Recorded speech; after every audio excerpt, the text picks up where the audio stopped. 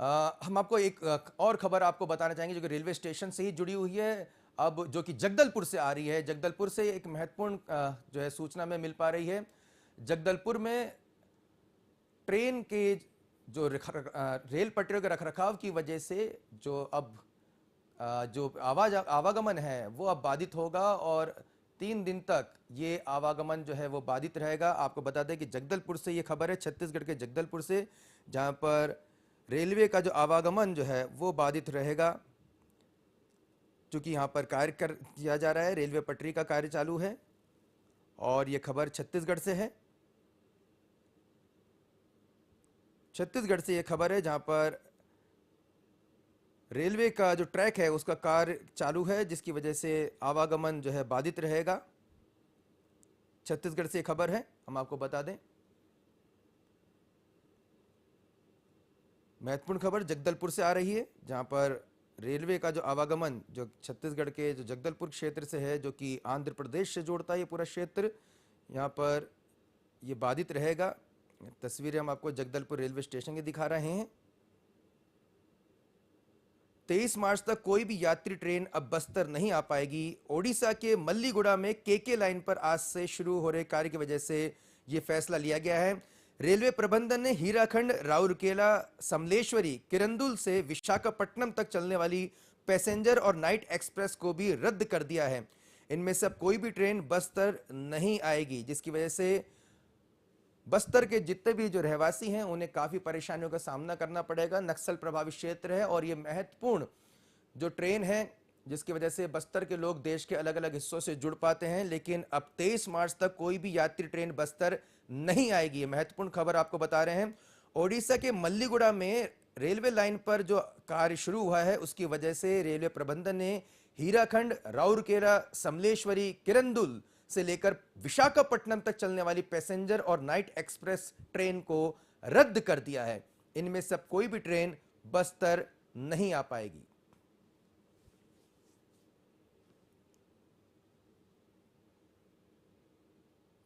यात्रियों को इससे काफी परेशानियों का सामना करना पड़ेगा और निश्चित तौर पर एक महत्वपूर्ण रेलवे स्टेशन है जगदलपुर, और जहां पर ट्रेन के आवागमन को फिलहाल रोका गया है। हमारे साथ जगदलपुर से पब्लिक फर्स्ट संवाददाता राजेंद्र वाजपेयी जी जुड़ चुके हैं। राजेंद्र जी, कितनी परेशानियों का सामना यहां पर करना पड़ेगा यात्रियों को, क्योंकि बहुत ही महत्वपूर्ण ये रेलवे स्टेशन है। बस्तर में केवल यही एक लाइन है जो उड़ीसा और आंध्र को जोड़ती है। बाकी किसी तरफ भी जाएं तो बाय रोड ही जाना पड़ता है और बस का ही सहारा लेना पड़ता है।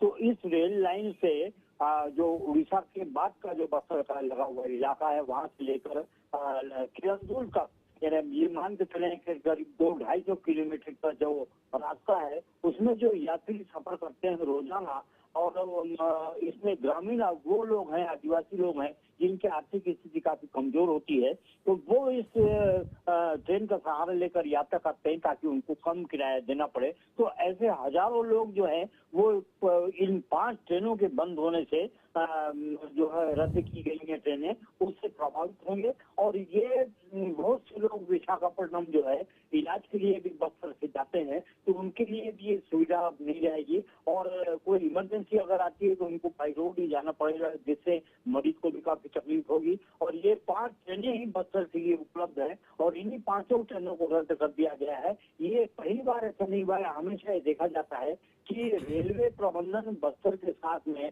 सौतेल व्यवहार करता है और हमेशा इनकी मालगाड़ियां बाकायदा चलती हैं, लेकिन जो यात्री ट्रेनें होती हैं उन्हीं को बंद किया जाता है।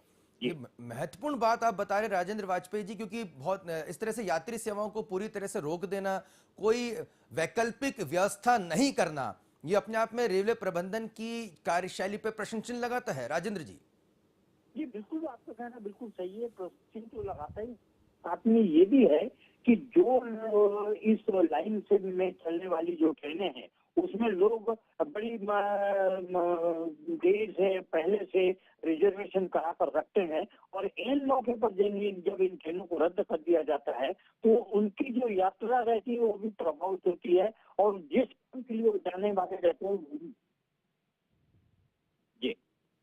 राजेंद्र जी, एक बस अंतिम सवाल और आपसे समझना चाहेंगे कि अब चूंकि बस्तर का जो इलाका है वो नक्सल प्रभावित भी है, क्या इस यात्री रेल की जो सेवाएं जो बाधित हो रही है उससे हमारी जो सुरक्षा बल हैं उन्हें भी कुछ यहाँ पे परेशानी का सामना करना पड़ सकता है, सुरक्षा बलों के आवागमन में भी?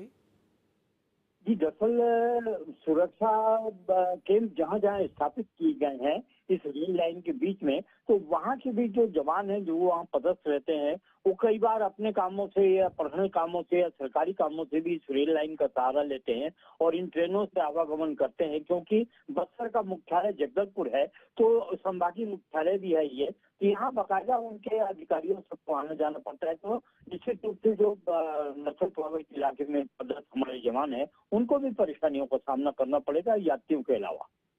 बहुत बहुत धन्यवाद वरिष्ठ पत्रकार राजेंद्र वाजपेयी जी, हमसे जुड़े हुए थे जगदलपुर से और ये महत्वपूर्ण अपडेट हमें बता रहे थे कि किस तरह से बस्तर में यात्री सेवाएं 23 मार्च तक बाधित रहेंगी और इससे न केवल यात्रियों को बल्कि हमारे सुरक्षा बलों के जवानों को भी यहाँ पर परेशानी का सामना करना पड़ सकता है।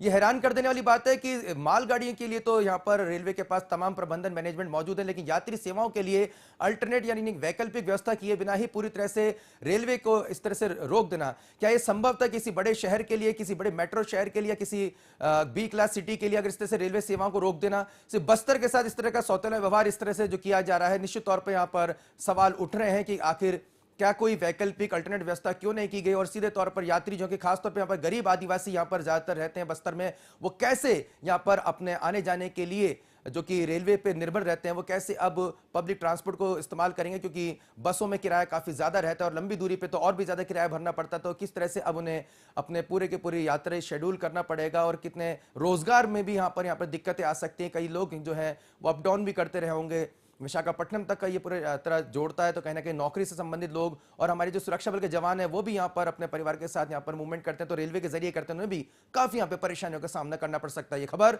जगदलपुर से हम आपको बता रहे थे। छत्तीसगढ़ के